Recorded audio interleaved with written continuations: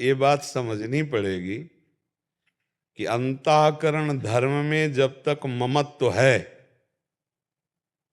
तब तक जीवत्व है, और जब तक जीवत्व है तब तक विकार है। जब तक विकार है तो फिर अहंकार तो है ही। ये बहुत सूक्ष्म विषय है। हमारा बंधन हुआ है अंतःकरण ममत्व से, और कोई बंधन नहीं है।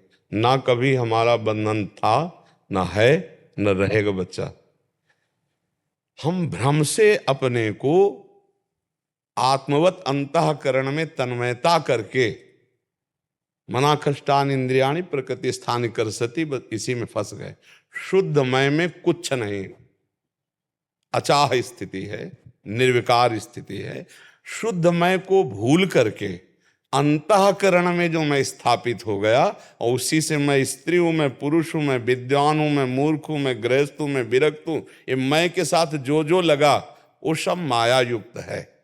जब तक उपासना के द्वारा ये मलिनता नहीं मिटती तब तक कल्याण, परम पद या अनुभूतियां, वो सब साधक को जो आनंद मिलता है वो आनंद कोष का ही है, ये अभी आनंद स्वरूप का नहीं है। जब स्वरूप का मिलेगा तो अनुभूतियां होती हैं किसको? किसको अनुभूतियां होती हैं?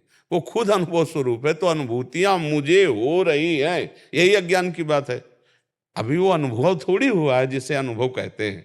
वो तो गुरु चरणों में बैठकर जब हम उपासना करते हैं, गुरु की लंगोटी धोते हैं, गुरु की चरण रज लगाते हैं, गुरु की आज्ञा में रहते हैं, तब देहाभिमान गलित होता है। मंत्र मूलम गुरु वाक्यम महावाक्यार्थस्य विचार्यताम। जब हम महापुरुषों के द्वारा दिए हुए सूत्रों का मनन करते हैं तब एकांते सुखमाश्यताम, एकांत में सुखासन में स्थित होकर वो अपने स्वरूप की तरफ जाता है। स्थूल शरीर, सूक्ष्म शरीर, कारण शरीर, ये तीनों माया रचित हैं, और इसी में मैं समा गया है भ्रमवश। कभी ग्रंथि नहीं पड़ी, पर पड़ गई ग्रंथि, यही जड़ चेतन ही ग्रंथि पड़ गई, यद्यपि मृषा। अब देखो सच्ची बताओ, तुम लगता है ना तुम्हें कि तुम पुरुष हो? लगता है ना कि मैं देख रहा हूं, मैं भोग रहा हूं, मैं सुन रहा हूं? बिल्कुल नहीं। देखने का काम नेत्रेंद्रिय कर रही है, संकल्प बना रहा है मन। सुनने का काम श्रवणेंद्रिय कर रही, संकल्प बना रहा है मन, और निश्चय करा रही बुद्धि। हम कहीं है नहीं, और व्यर्थ में हम किए हुए हैं। इसीलिए अवश्य में भोक्तव्यम कृतम कर्म शुभाशुभम।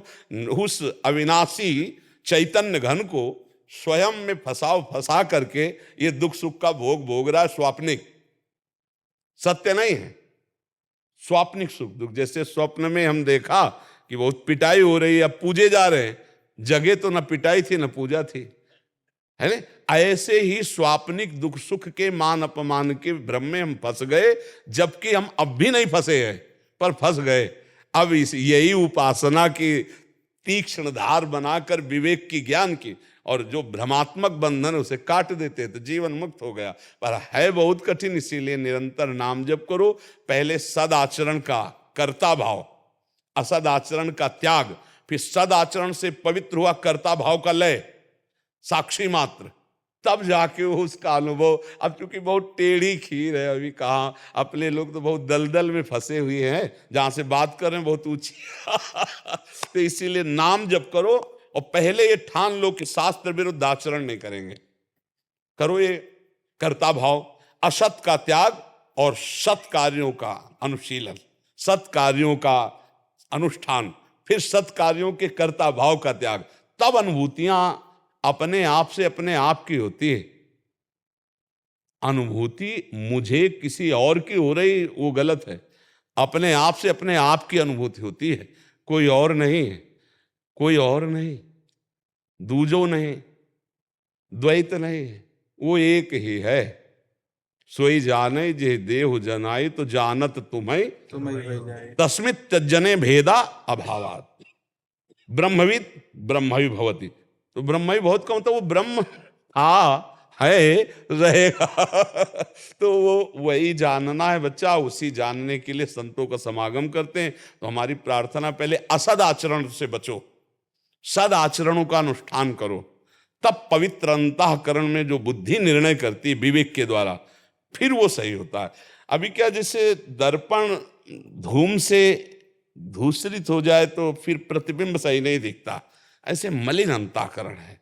सद शास्त्रों का स्वाध्याय करो, सद विचार वाले महापुरुषों का संग करो, सद आचरण करो और सतनाम जप करो। जो गुरुदेव ने नाम मंत्र दिया है, संसार का चिंतन छूटना ही साधना है।